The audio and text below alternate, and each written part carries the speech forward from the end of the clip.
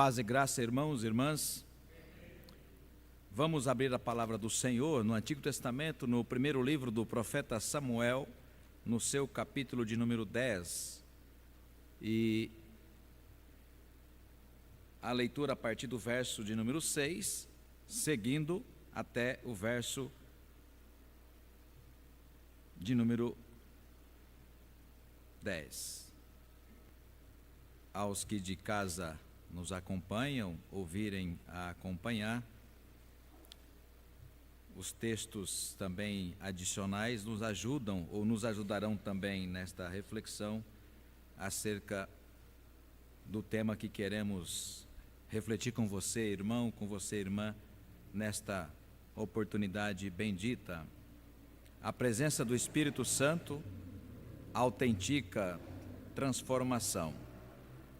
A presença do Espírito Santo autentica transformação. Essa autenticidade, claro, é vista na vida testemunhal daqueles que foram efetivamente transformados por meio do Espírito Santo do Senhor. Então, última vez, 1 de Samuel, capítulo 10, verso 6 ao verso de número 10, diz assim a palavra do Senhor: O Espírito do Senhor se apossará de ti, e profetizarás com eles, e tu serás mudado em outro homem. O Espírito do Senhor se apossará de ti, e profetizarás com eles, e tu serás mudado em outro homem, em outra pessoa. Num só versículo, irmãos, veja como é linda a palavra do Senhor. Em apenas um versículo, 3 verdades fundamentais. A primeira delas, que o Espírito Santo toma posse daqueles que o próprio Deus diz em quem deve descer o Espírito. Então, primeiro, Deus te escolhe, Deus te separa, Deus tem um propósito sobre a sua vida, então Ele manda, Ele envia, ou Ele sopra com o seu Espírito, de modo que você perceba a presença de Deus. E coisa linda o texto que nós vimos há pouco na liturgia, o texto da experiência pessoal de Moisés, que também nessa noite há um trecho da palavra que mencionará esta experiência pessoal de Moisés. Deus escolhe no ventre materno de Joquebede Moisés, e no tempo certo Deus manda o Espírito para que Moisés perceba. O Espírito ali, na metáfora de uma árvore pegando fogo, não virava cinza e aquele fogo não se apagava, chamou a atenção de Moisés, ele se aproxima e ele ouve a voz de Deus. Então, num só versículo, quando Deus escolhe os escolhidos perceberão que foram escolhidos. Então, no primeiro versículo, verso 6, melhor dizendo, o Espírito do Senhor se apossará. A palavra se apossar é tomar posse. De modo que Paulo vai dizer mais tarde, olha, ele vai selar você, o Espírito vai habitar você, de modo que aqueles que estão chamados no Espírito, não se livram mais do Espírito Santo, porque onde quer que ele estiver, não mais apenas no culto ou numa experiência religiosa, será acompanhado porque é habitado do Espírito. A segunda verdade, profetizarás. Ou seja, falará em nome de Deus, não apenas profetas, pastores, presbíteros, mas todo crente. Jesus dirá isso com todas as letras no Novo Testamento, na mensagem. Quando o Espírito, disse Jesus em João 14 e João 16, chamando-o, Selma, de Consolador, quando ele vier, vos convencerá do juízo, da justiça e do pecado. E ele vos fará lembrar de tudo o que eu vos tenho dito. E terceira verdade, nesse único versículo, versículo 6, quando o Espírito Santo desce sobre os eleitos, nós somos transformados em outra pessoa. Como pode apenas um versículo tanta verdade?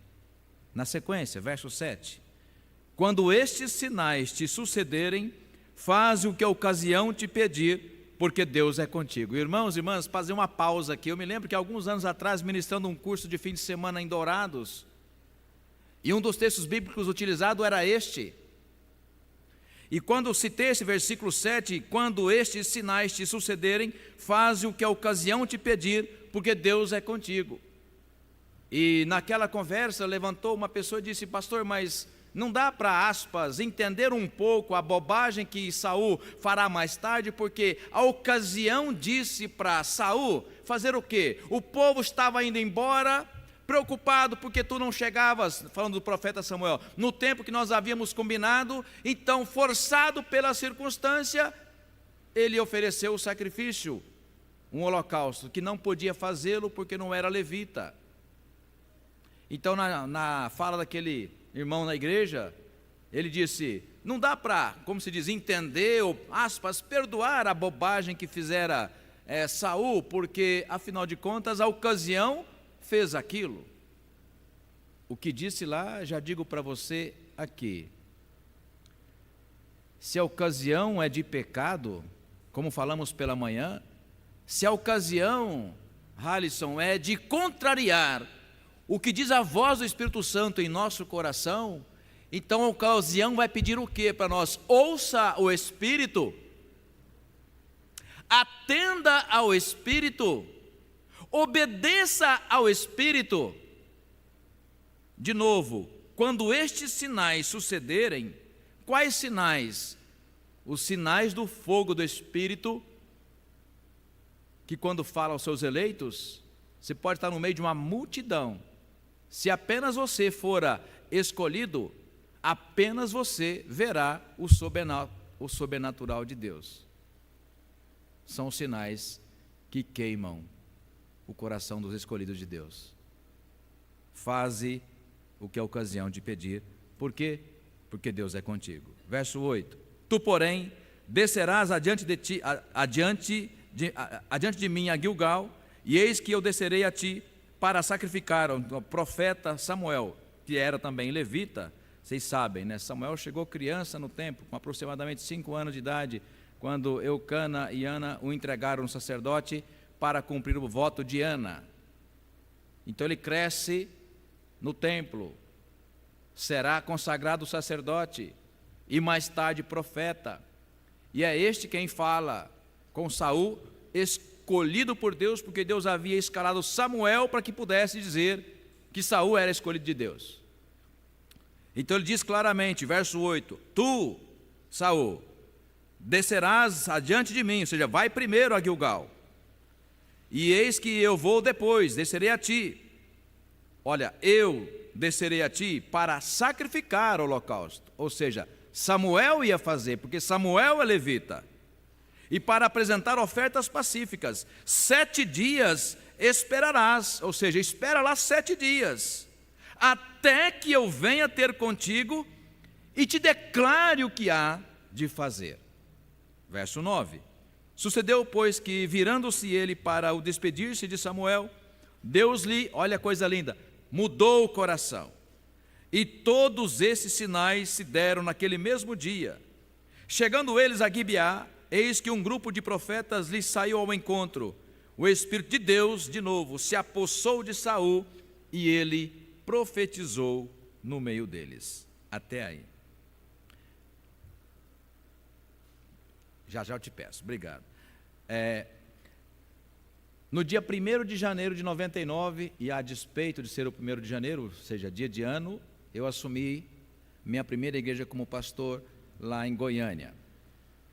E revisitando os meus sermões, as minhas anotações, talvez não, com toda certeza, até porque pode ser conferido, o tema que eu mais ministrei em pregações, estudos bíblicos, aulas de escola dominical, só na FATIP, 12 anos, e lá a tarefa de falar do Espírito Santo chama-se pneumatologia, porque a palavra grega pneuma é espírito e logia é estudo, pesquisa, capacidade de compreensão. Então, 12 anos lecionando Teologia Sistemática 3, e Teologia Sistemática 3 fala de salvação e fala de Espírito Santo. Escrevi, alguns anos atrás, uma revista inteira, 12 lições com fundamentação bíblica, teológica, doutrinária sobre o Espírito Santo. São quase 100 páginas. Então, dos 500 e poucos sermões que tenho, uma boa parte, a maior parte, é sobre o Espírito Santo. E, inclusive, tem um curso, se você tiver interesse, você pode fazer um merchan aí, né, Everton? Projeta aí, por favor, eu vou falar um pouquinho desse curso. Ah lá, aquele do meio lá, se a minha vista, isso. Aí é no site da nossa Faculdade de Teologia. Então você entra ali, tem uma pequena apresentação em busca de plenitude, uma pequena apresentação sobre no que consiste, e não é merchan de agora, não, porque isso aí tem já uns 3 ou 4 anos que esse curso foi lançado, irmãos, e é um dos mais procurados, né? Já acompanhando ali, padres já fizeram, freiras já fizeram, pentecostal já fez, ateu já fez, uma série de coisas, ou seja, alguns que colocam o depoimento lá, né?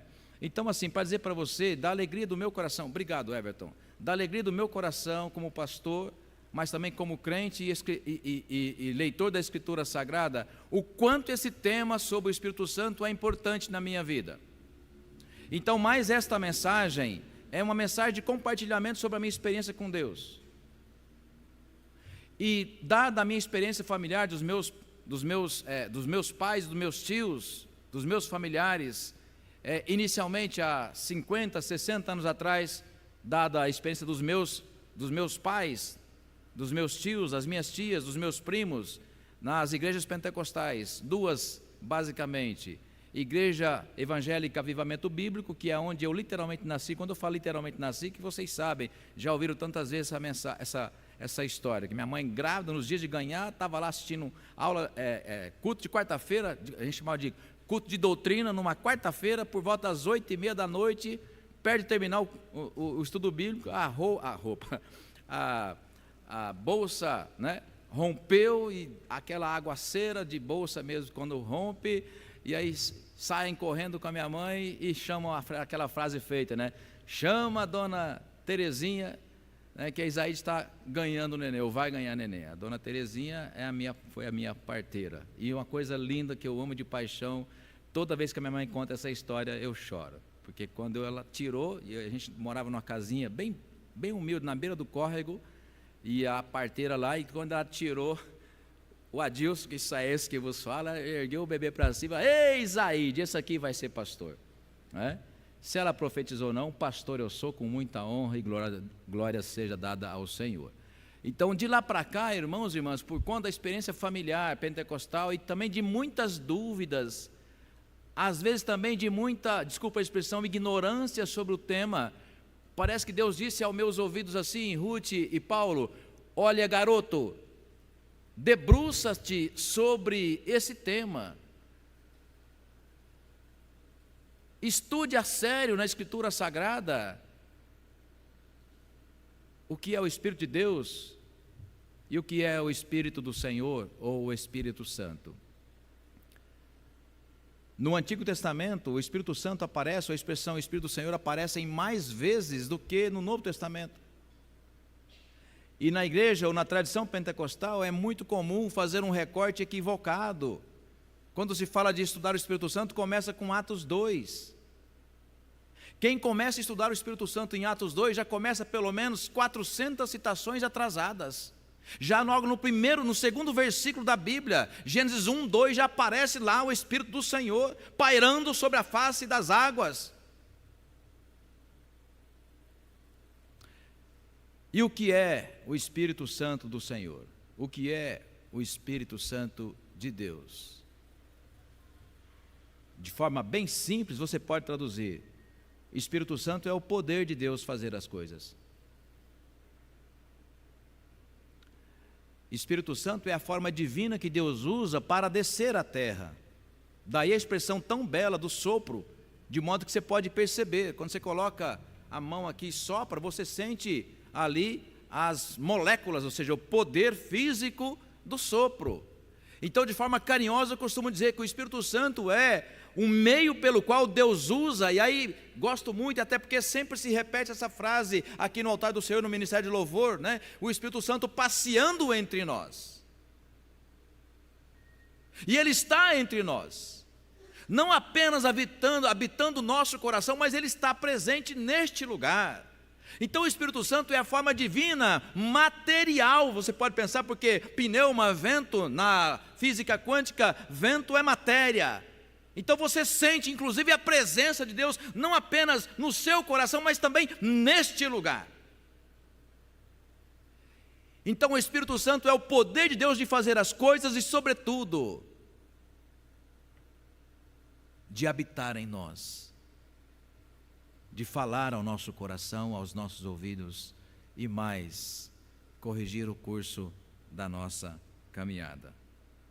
Sobre isso, experiências pessoais que sempre nos ajudam a perceber o agir de Deus sobre os escolhidos.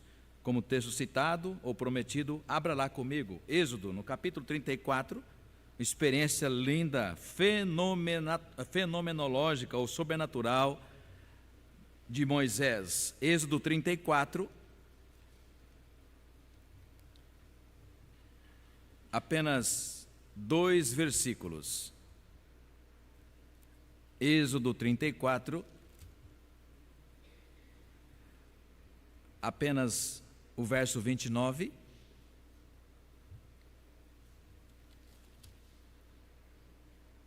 E o verso 30. Não é a ocasião, mas apenas para fazê-lo lembrar, o capítulo 34 é aquele onde Moisés pela segunda vez volta ao monte, porque da primeira vez que ele sobe ao monte ali entre o capítulo 18 e o capítulo 20 de Êxodo, ele sobe no Monte Sinai, Deus dá-lhe as placas da lei, os 10 mandamentos, e ele desce. Quando ele desce, o povo havia se corrompido, estava adorando um bezerro. Então, quando ele volta, ao voltar para o Monte Sião, ou Monte Sinai, melhor dizendo, Deus fala pela segunda vez a mesma mensagem. E aí, contrastando com o pecado do povo, porque o contexto, vocês sabem que era o contexto de adoração do bezerro de ouro, vem o texto narrado no capítulo 34, no verso 29 e no verso 30, diz assim a palavra: quando desceu Moisés, quero muito que você confira esse texto, Êxodo 34, verso 29 e verso 30. Quando desceu Moisés do monte Sinai, tendo nas mãos as 2 tábuas do testemunho, sim, quando desceu do monte, não sabia Moisés que a pele do seu rosto resplandecia, depois de haver Deus falado com ele. Pausa aqui, por favor, olha aqui.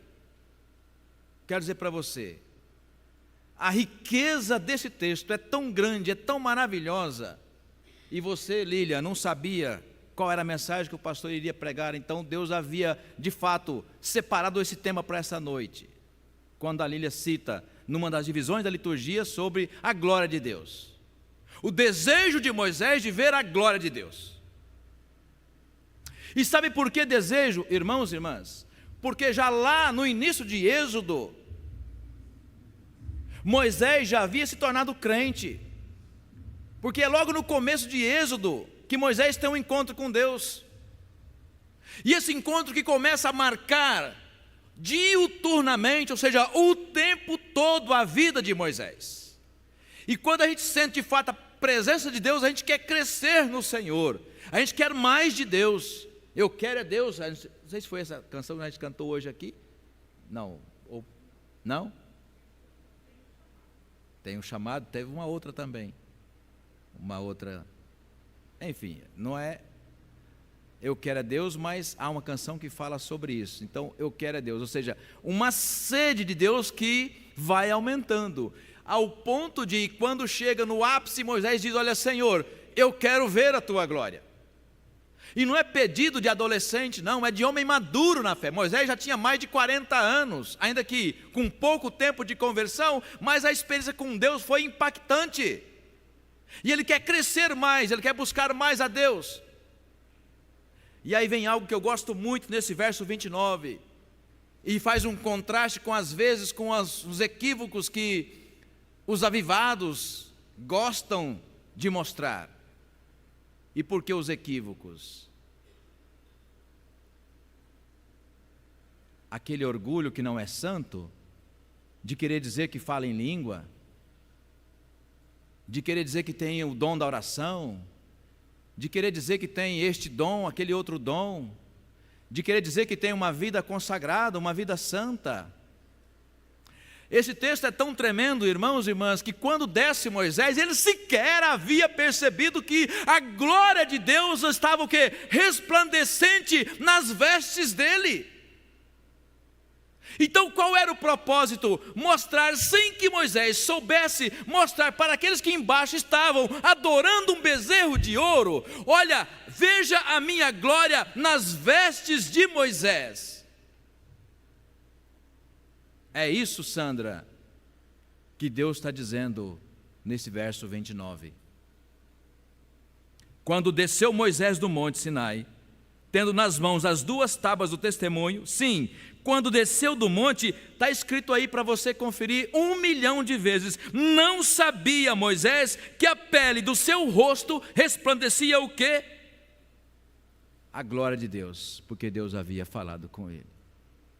Então Deus atendeu o pedido de Moisés, não no tempo que Moisés pediu, e nem de modo que Moisés pediu, mas no momento de surpresa, porque quando Arão, detalhe, Arão, a despeito de ser sacerdote, pausa aqui de novo, lembra, olha eu aqui fazendo intriga de família, né? Mas eles já estão no céu mesmo, não vão brigar comigo.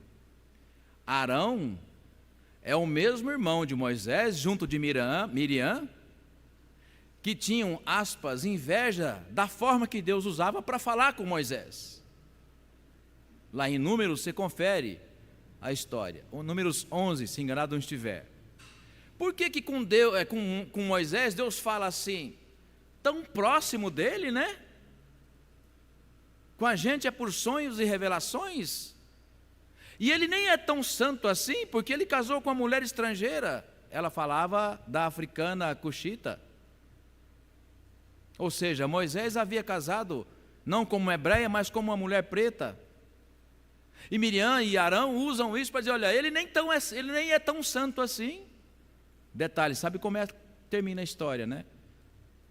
Miriam ficou leprosa, foi afastada da comunhão, e Deus ainda diz assim para os dois: com qualquer um outro eu falo por sonhos e revelações, mas com Moisés é aqui, é face a face.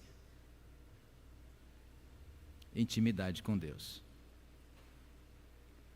Intimidade com Deus. Moisés insistiu, mas fez por onde? Aliás, Moisés teve problema no casamento com os seus filhos, porque era apaixonado por Deus, queria viver o tempo todo na presença de Deus. Vocês sabem disso? Então no verso 30, olhando Arão e todos os filhos de Israel para Moisés, eis que resplandecia a pele do seu rosto, e temeram chegar-se a ele. Ou seja, a santidade de Deus brilhava na vida, no rosto e nas vestes de Moisés. É desta experiência, irmãos e irmãs, que o Espírito Santo nos convida e desafia a viver. A gente gosta mesmo de viver experiências coletivas, sabe aqueles, né? Culto, né? Noite de revelação, e é isso, aquilo, outro. Engraçado, se você for conferir na Escritura, do começo ao fim, Moisés não foi em nenhuma noite de revelação. Moisés não foi à procura de nenhum profeta famoso e poderoso. Não. E se você acha que essas qualificações ou características e critérios são encontrados apenas em Moisés, não, é do começo ao fim na Escritura. Você vai encontrar o mesmo nos diáconos, em Atos no capítulo 6, diz que eram todos homens cheios do Espírito Santo de Deus. Filipe, coisa linda, ouviu a voz de Deus, sai a evangelizar, anuncia a palavra. Aquele homem, oficial da rainha de Candace, foi abordado por ele, termina convertido, ele desce até o rio, batiza. E assim, tantos outros personagens, homens e mulheres. Abra um outro texto, mais adiante, Ezequiel, capítulo 3. Ezequiel, capítulo 3.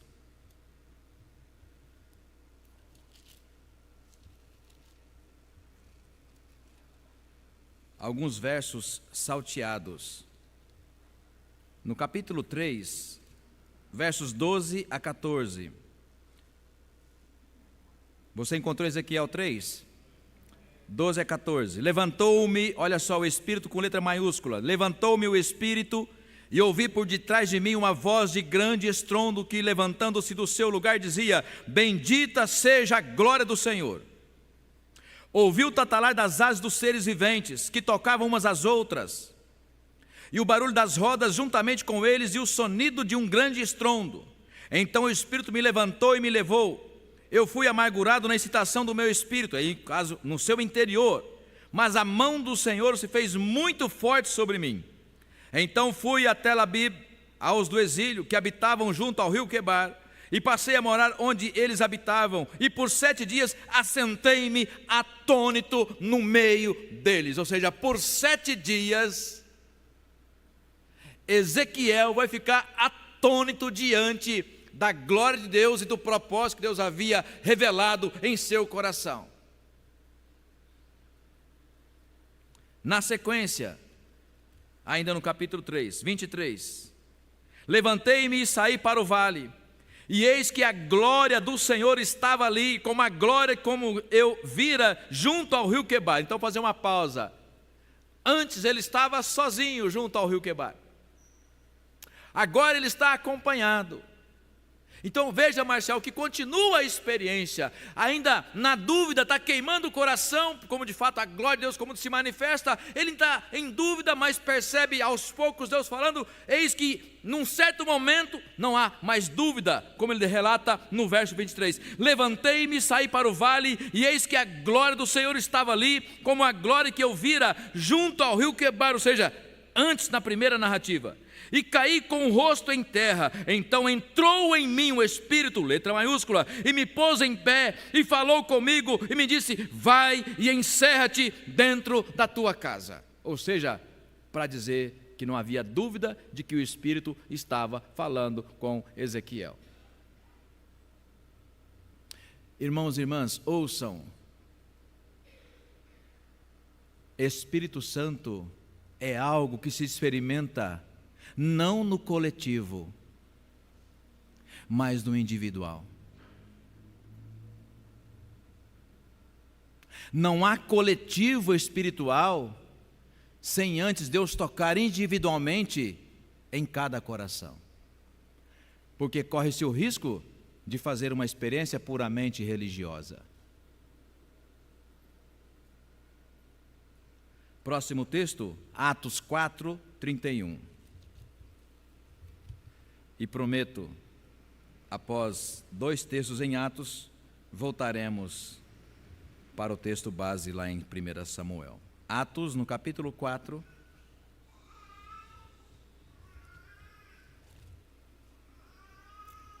verso 31.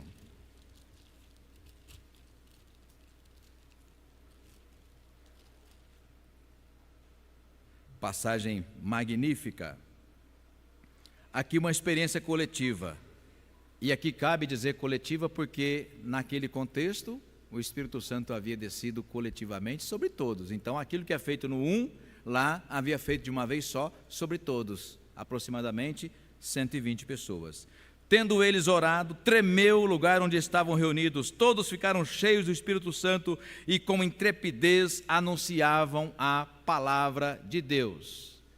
Então, para dizer que de fato houve ali um derramamento do Espírito Santo, é que eles saem dali e nasce a igreja primitiva. Então não há dúvida que Deus tinha ali um propósito para soprar com o seu Espírito, de modo que todos percebessem, porque o lugar tremeu, Everton. O lugar tremeu, Deus está nesse lugar. Experiência semelhante que um indivíduo viveu na escada, Gênesis 28, Jacó. Chamou-se aquele lugar Betel, por quê? Porque o Senhor está nesse lugar, disse Jacó. Percebe? Voltando, aliás, ainda seguindo, Atos capítulo 11, última experiência, porque senão, irmãos, por amar tanto esse tema, eu passaria aqui como numa vigília improvisada, falando sobre esse tema. Atos 11, verso de número 5. Eu estava na cidade de Jope, orando, e num êxtase é quando você recebe algo extraordinário de Deus. Fazer uma pausa pela terceira vez. Imagina, tente comparar a experiência do êxtase com uma descarga de adrenalina na sua corrente sanguínea para você reagir diante de algo extraordinário. Por exemplo, geralmente é o medo, né? E eu brinco às vezes dando esse tema, eu brinco na faculdade, não sei se já brinquei num contexto em que o Everton ou o Rafael ouviram essa aula ou assistiram essa aula. Você está andando numa rua de São Paulo, de repente alguém que vira a esquina e vem em sua direção, alguém que você, por alguma razão, suspeita de que não vai dar bom, né? Vai dar ruim. E aí você já, de repente, começa a ter um ataque cardíaco, seus batimentos cardíacos aumentam, tremedeira, gelado na barriga, e aí é o quê? Já são os sintomas da adrenalina que descarregou nas suas correntes sanguíneas para salvar a sua vida. Você faz o quê? No meu caso, eu já sei o que eu faço. Com esse tamanhozão aqui, você espera o quê? Né? Então a ideia do êxtase, ao invés de ser uma descarga de adrenalina na corrente sanguínea, é o quê? É o Espírito que sopra sobre os seus eleitos e eles são prostrados. Essa foi a experiência que Pedro teve na sacada gourmet enquanto esperava o almoço. O Espírito desce sobre Pedro e lhe dá uma visão transformadora. Atos 11, verso 5. Eu estava na cidade de Jope orando e num êxtase tive uma visão em que observei descer um objeto como se fosse um grande lençol baixado do céu pelas quatro pontas e vindo até de perto de mim. Depois você vai ler o resto do texto, você vai perceber a mesma semelhança, a caminho de Damasco Paulo teve isso, a mesma semelhança, muito mais tarde Moisés viu uma árvore queimando e não virava cinza. Não importa a forma que Deus usa, mas quando Deus tem um propósito de falar com você, Ele vai falar. E quando Deus fala com você, você percebe, porque Ele está tocando o seu coração. Por isso que você reage quando Deus fala. Se Deus usou alguém, você fala: Halisson, Deus usou, irmão, a sua vida para falar comigo. Você nem imaginava, mas Deus usou a sua vida. Por quê? Porque a mensagem chegou e ela foi compreendida. Voltando lá para o texto, para a gente terminar esta reflexão. Se você fechou o texto, 1 Samuel, capítulo 10.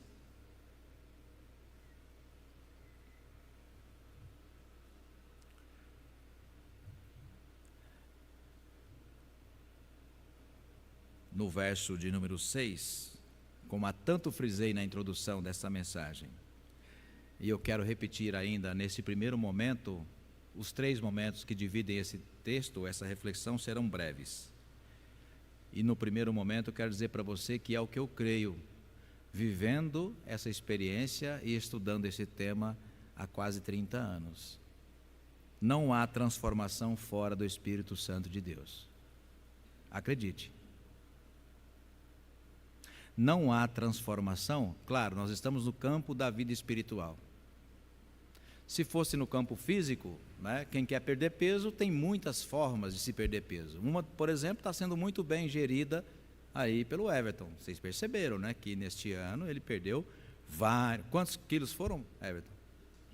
20 quilos. Né? É uma transformação. O cabelo dele também está, né, transformado. Né? Percebe? Então, fisicamente, é possível a gente fazer transformação. É possível a gente fazer transformação intelectual. É possível a gente fazer transformação material, financeiramente falando. Há muitas coisas. Na verdade, eu vou inverter. Há apenas uma transformação que nós não somos capazes de fazer, que é a transformação da nossa vida espiritual. O resto, no que diz respeito àquilo que nós gerimos na terra enquanto existimos, tudo nós podemos fazer. Agora, amados irmãos e irmãs, quando se trata da vida espiritual, a transformação da qual Deus quer fazer, ou com a qual Deus vai fazer na sua vida, não depende do seu esforço, da sua vontade, do seu desejo, mas do propósito de Deus. Ou vocês imaginam que Samuel sabia, 2 dias antes, que Deus havia escolhido Saul para ser rei de Israel, o primeiro rei de Israel? A resposta é não. Basta você ler o capítulo 8 e o capítulo 9, que antecedem o capítulo 10, nós estamos olhando a chamada de Saul. Deus havia escolhido Saul. E 2 dias mais tarde, vai dizer a Samuel que havia viajado para aquela missão. E quando ele encontra-se, o contexto é muito interessante. O pai de Saul havia perdido uma ovelha. E aí escalou Saul, um dos seus filhos, e mais um servo, para procurar a ovelha. Vamos imaginar, montaram ali num cavalo e saíram à procura. Ficaram o dia todo trabalhando e nada de encontrar.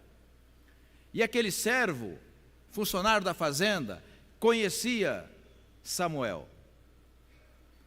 E em um dado momento do texto, Halisson, diz assim: depois de muito tempo procurando e nada encontrando, o servo fala assim para Saul: olha, existe aqui um homem de Deus, vamos lá, quem sabe ele nos mostra, ou tem uma revelação de Deus, e mostra para a gente aonde está. E assim eles foram. Quando chega lá, Selma, quando Samuel olha para aqueles dois, ele fita os olhos em Saul, o Espírito fala assim para Samuel: olha, este é o homem de que te falei. Amanhã, a estas horas, você o ungirá por rei de Israel. Propósito de Deus. Tudo o que aconteceu na experiência de Saul, naquele começo da experiência com Deus, nós lemos no capítulo 10, foi porque havia um propósito de Deus.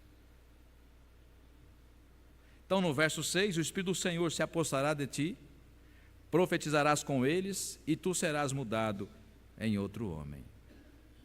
Irmãos, ocorre que, mesmo convertidos, mesmo convictos da nossa experiência com Deus, nós ainda, como diz Paulo, e outro dia, recente, o seminarista Rafael trouxe uma boa mensagem expondo Romanos 7.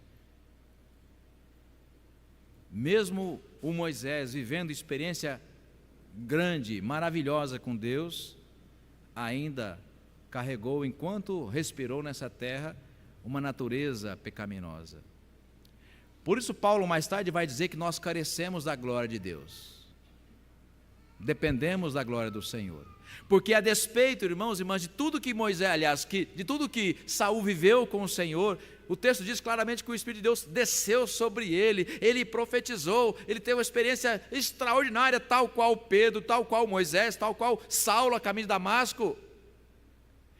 Ocorre que ele tinha mania de, apesar de ouvir a voz do Espírito em seu ouvido e em seu coração, ele tinha mania de ouvir, por último, as suas entranhas. Tinha um espírito rebelde. E de novo, como falei outro dia aqui, e não estamos falando de salvação. Se você me perguntasse, Saul foi para o céu, Adilson, eu responderia para você, sim, ele foi para o céu, ainda que não tenha um texto bíblico. Pastor, mas ele terminou consultando uma feiticeira, uma médium. Ele estava completamente perdido na sua vida espiritual, fruto das escolhas que fez. E não era o propósito de Deus para a vida dele. Só que apesar de ouvir o Espírito, ele dava a versão final para balizar as suas escolhas, as suas próprias entranhas. Por isso Saul se tornou no que a Bíblia diz que ele se tornou. Num segundo momento, os sinais que revelam transformação. Verso 11: todos os que dantes o conheciam, vendo que ele profetizava com os profetas, diziam uns aos outros: que é isto que sucedeu ao filho de Quis? Falava-se de Saul. Está também Saul entre os profetas? Sim, aqui veja a questão do testemunho. Todos que olharam para Moisés quando desceu do monte, Luísa, olha, que coisa linda, que coisa extraordinária, o que é isso? A glória do Senhor resplandecia sobre a vida e as vestes, o rosto e as vestes de Moisés. Aqui todos perceberam que Saul estava cheio do Espírito Santo do Senhor. E é importante, irmãos e irmãs, que a gente não apenas tenha plena convicção da experiência individual com o Espírito Santo de Deus, mas que viva a cada instante da caminhada essa experiência.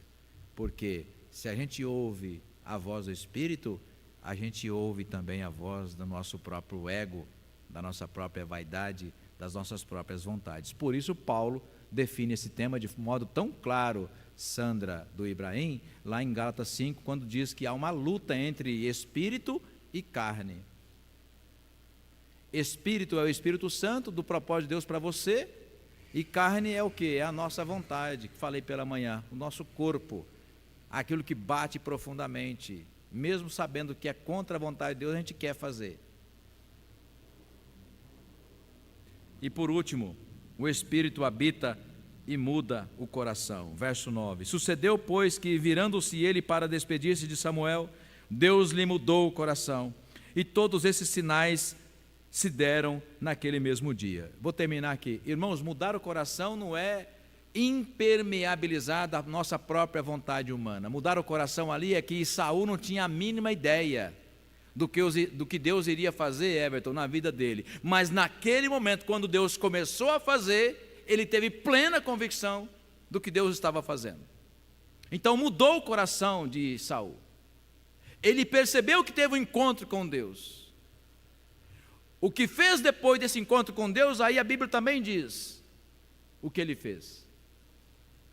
Por isso, irmãos e irmãs, é importante, e aqui terminando, que a gente viva essa intimidade com Deus. E quando a gente vive essa intimidade com Deus, Deus alimenta essa intimidade da sua parte para conosco, usando o seu Espírito, que é o que Ele sopra em nosso coração. O Espírito que é paz, o Espírito que é vida abundante, o Espírito que é consolador, o Espírito que é o Espírito de cura, de consolação, de graça, misericórdia, o Espírito que revigora em nosso interior, para que a cada manhã, mesmo como diz o salmista, numa noite de choro, de lamento, a gente acorda pela manhã com alegria, com o coração pronto, lábios prontos e despertos para louvar e bendizer o Senhor. Tudo isso Deus faz no sopro do seu Espírito. Que Deus assim, irmãos e irmãs, nos abençoe em nome de Jesus.